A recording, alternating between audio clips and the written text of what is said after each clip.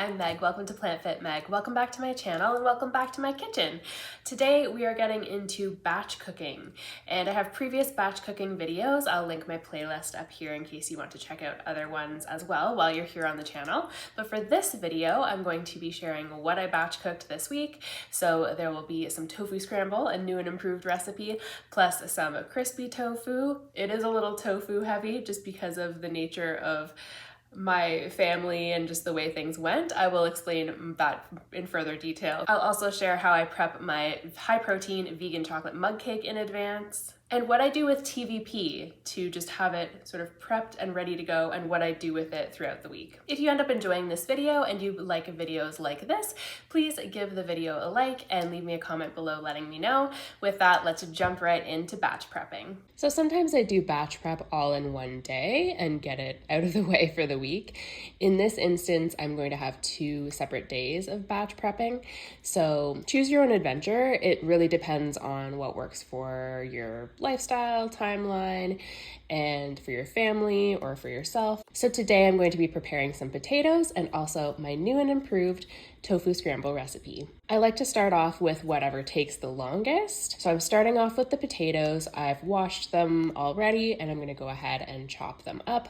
I decided to just chop them into little cubes this time around, but of course, if you're batch prepping, you can chop your potatoes however you like, into fries or wedges or however you enjoy them. So I'm just going to go ahead and chop these up, try to make them as even as possible. It's not going to be perfect, and that's okay.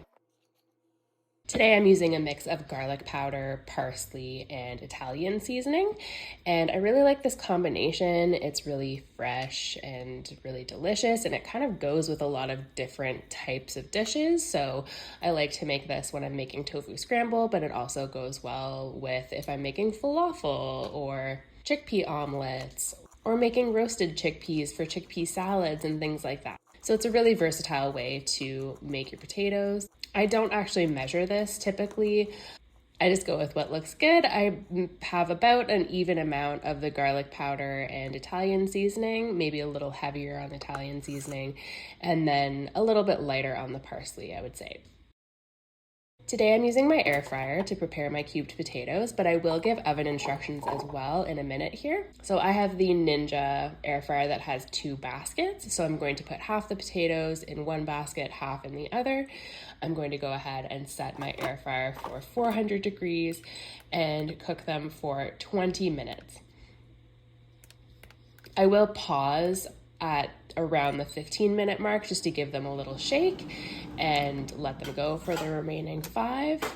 Sometimes I'll set it for 15 minutes, give them a toss, and then reset it for 5 minutes. It just depends on what's going on in the kitchen and how focused I think I'll be and if I'll remember to toss them.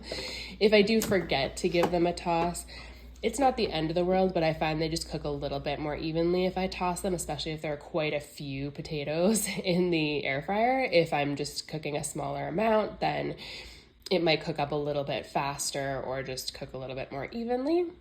And then if I was preparing this in the oven, which I have many, many times, I would use my baking sheet with a silicone baking mat or parchment paper so that they don't stick to the pan. I would cook them at 425 degrees in the oven for 20 minutes, flip and bake for another 10 or so. I love these potatoes so much. They smell amazing, and I know they're gonna taste amazing along with my tofu scramble. Very excited to dig in. Next up, I'm making a big batch of my new and improved tofu scramble recipe. If you're cooking for yourself or you're cooking for your family but don't want a ton of leftover, you might want to cut this recipe in half. So these are the ingredients that we're going to need for the recipe. I have an onion, almost a full onion here, 2 bell peppers, and I had mushrooms on hand, so I decided that I would chop those up and add them in. I don't typically, but this recipe is a little bit flexible in that way that you can add different vegetables or different combinations that you like. I also have my 2 blocks of medium firm tofu, nutritional yeast, Himalayan black salt, black pepper, turmeric, and soy milk. So I'm going to start off by chopping up the vegetables. I'm going to start with the onion here. My eyes are so sensitive and I always cry so much when I'm chopping onions. I should probably get goggles or some kind of contraption to help with that. Let me know if you have any suggestions in the comment section below. I do find if I put them in the refrigerator and then chop them, it's a little bit kinder on my eyes, but my eyes are so sensitive that they still water like crazy when I'm chopping onions. Anyway, totally worth it. Love onions.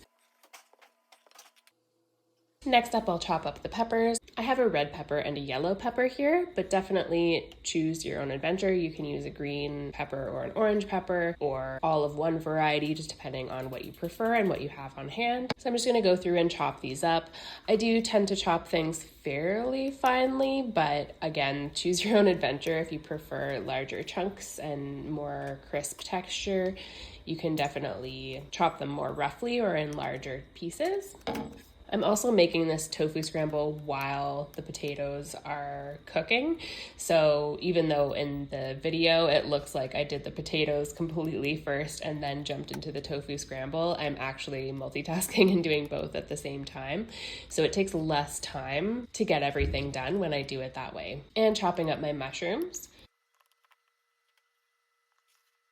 So here are all my veggies, all nice and chopped. Looks really yummy, really delicious. I have my pan heating here over medium-high heat, and I'm just going to give it a test by pouring a little bit of water into the pan just to see if it's hot and ready to go. And yes, indeed it is. Sizzling and bubbling and ready to go. So from there, I'm going to start with my onion first and put that in on its own just for a few minutes to cook up a little bit, maybe for about 2 or 3 minutes. Stirring occasionally, and if it starts to get sticky on the bottom of the pan, I just add a little bit of water, mix it up, no problem, it doesn't stick, good to go. Next, I'm adding the rest of the vegetables in, so I'm adding the red pepper, yellow pepper, and mushrooms into the mix, and I'm going to go ahead and let that cook for another 3 minutes or so. Again, stirring occasionally, adding water as I need to, and just checking on it as I go.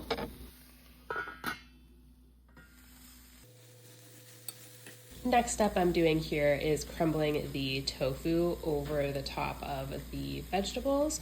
So I don't actually love this step of crumbling the tofu over the top. It's not my favorite part of the process, but I just give it a sort of rough tear crumble, and then I go in with the spatula to break it up a little bit more. You can make the pieces as big or as small as you like.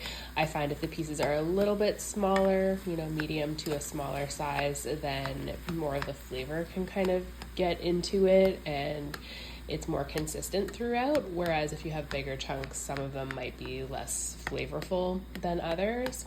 But definitely choose your own adventure and experiment to see what you prefer and what works well for you. So that was 2 blocks of tofu.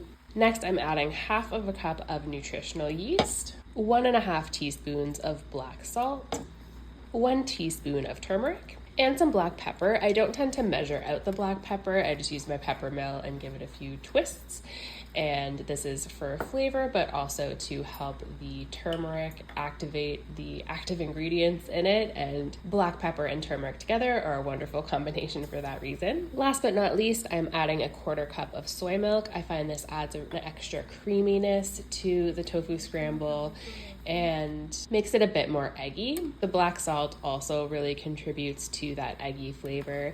If you're not too sure about what you'll think of the black salt, you can start with less and then sort of taste test as you go and add a little bit more as you want to, or you can start with a minimal amount and maybe just add a little bit over the top at the table. That's another option too. So now I have all my ingredients in there. I'm going to go ahead and mix this up really, really thoroughly. Make sure everything is fully incorporated so that all those lovely flavors and the vegetables and the tofu and everything is just coated and mixed together and combined really, really nicely, so that this tofu scramble will taste absolutely amazing. So once everything is all combined and it's looking really solid, I will lower the temperature to around medium low, and let it cook for another 5 minutes or so, just to allow those flavors a little bit more time to fully incorporate.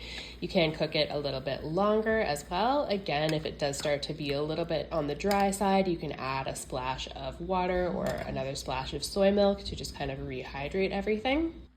And that's all there is to it. Nice and easy, super delicious, great for lots of different dishes. I love to just have a plate of tofu scramble with potatoes with a vegetable. So whether that's greens or some mixed vegetables, broccoli is a favorite for sure. Having this as a tofu scramble sandwich or a tofu scramble wrap, lots of delicious options for the week. And this is what I have in terms of leftover after we've had our first servings for our dinner meal.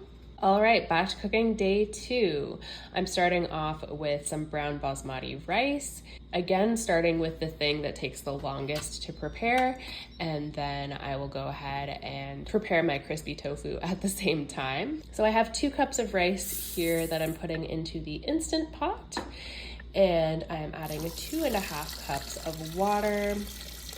I'm going to go ahead and set my Instant Pot on manual. I always make sure that the valve is set to sealing because that has happened to me where I forget to put the valve on sealing, especially when we first got the Instant Pot. So make sure it's set to sealing so that it will actually seal and start cooking. I set it for 22 minutes and we are good to go. I can just set it, forget it, and carry on and make the other dish that I'm working on. So I will just show the rice here quickly before I jump into the next recipe. But I basically let this naturally release, usually for around 10 to 15 minutes. And I will go ahead and release the valve, open up the lid, and ta-da, the rice is done. I didn't have to do a whole lot of work with it. Just set it, forget it, it's done, it's fluffy, it's amazing, it's beautiful. The reason why I'm prepping 2 different tofu dishes in this recipe is because in the start of the week, I really wanted a tofu scramble. And then later in the week, my son really wanted to have some crispy tofu. So usually I wouldn't do that just in the interest of plant diversity, but this is just the way it worked out this time around. And I figure I may as well show the reality that it's not always perfectly planned. It's okay to make more tofu throughout the week. So this next recipe, I am going to just jump through a little bit quicker, just so that this video isn't crazy long. And also because I already have a video with this full recipe and full instructions and all of that. So I will link to that recipe above in case you haven't seen it and want to check it out. I will do a quick run through here in case you haven't seen that video and you just want a quick breeze through. So I go ahead and press my tofu, unwrap it, give it a quick chop. I just chopped it into cubes this time around. I'm making a crispy tofu and also a couple of variations with different sauces. So I'm going to start with the crispy tofu base and then add sauces afterwards. So I'm adding 1 tablespoon of cornstarch, 2 tablespoons of nutritional yeast, giving that a good thorough mix. And that is the base of the crispy tofu. You could just cook it as is, like this, and then add sauces to it later throughout the week if you want to, but I'll show how I like to add sauces right away. So I've split the tofu into the 2 baskets, setting it for 15 minutes. Then I'm going to go ahead and toss half of the tofu in a sweet Thai chili sauce and the other half in a General Tao sauce. Go ahead and sauce them individually, mix them up, pop them back into the air fryer for 5 minutes at 400.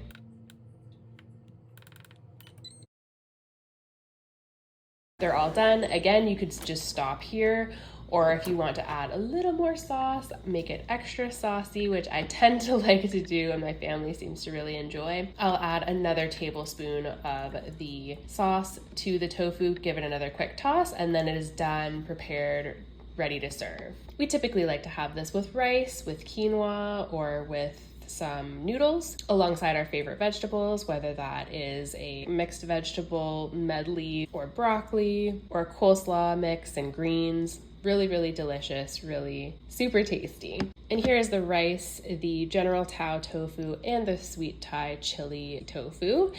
and they're all prepped, ready to go, and ready for the week, ready for leftovers. Next up, I'm preparing some TVP here. So I'm going to go ahead and add 1 cup of TVP to my bowl and about 1.5 to 2 cups of water, and I'm going to leave that for 10 minutes and let it rehydrate. Once it's done rehydrating, I do like to strain it just so that it's fully drained and all the excess water is out of it. And then I'm left with this TVP. So what I like to do with this is sometimes I'll go ahead and use it for an actual recipe, and I'll make, let's say, my TVP tacos or something like that. But what I do like to do with TVP is just have it prepped and ready to go and on hand, so that if I do want to add it to anything throughout the week, I can just add it. So if I want that little bit of added texture to my meal, a little boost of protein, then it's good to go and I can add it to whatever I want to add it to. I have added this to oatmeal. It might sound really weird, but it actually doesn't interfere with the flavor of whatever your oatmeal flavoring is. It might just add a little bit of texture, which I really don't mind. It doesn't bother me. I find it tastes really, really good. I also like to mix this into soups or chilies, anything like that. Works really well, tastes really good. A really versatile thing to just have around that I can add to a lot of different dishes to boost the protein content and to add that little bit of texture and extra flavor if I'm adding other flavorings to it as well. And the next thing I'm going to show you here is how I prep my vegan chocolate high protein mug cake recipe beforehand. So what I do is I put all of the dry ingredients into little jars so that I can just dump the dry ingredients into a bowl and then add the wet ingredients, and then ta-da, my mug cake is done and ready to go. I find it much easier. I do have a full video showing my chocolate mug cake recipe, so I will link that above in case you've missed it or you'd like to watch it again, but I will run through how I just add the dry ingredients here. So I go ahead and add 1/4 cup each of whole wheat flour and vital wheat gluten, 1 tablespoon each of cocoa powder and powdered peanut butter, and 1 teaspoon of baking powder, and a little pinch of salt. Then I just put the lids on, I shake this up, and then it's ready to go. And then when I'm ready to have a mug cake, I just dump it into a bowl, add my wet ingredients. I'll put those on the screen now so you have them for reference, but go check out my other video if you want a full description and walkthrough. Love my chocolate mug cake. It's so, so good. It's high in protein. It's delicious. It's ooey gooey, chocolatey, really yummy. Everyone in my family loves it, and I've had some good feedback on the video as well with people trying the recipe and enjoying it. So give it a go if you haven't already. I hope you really enjoy all of the recipes in this video. Stay tuned for more. I hope you enjoyed this batch prepping video and found it helpful. Share it with anyone who you think might find it useful. Thank you so much for clicking on today's video and watching straight through right until the end. I really, really appreciate that, and I appreciate you. Like the video if you liked it, leave me a comment letting me know, and subscribe to the channel if you haven't already. I hope you're having a great day, and I'll see you in the next video. Bye!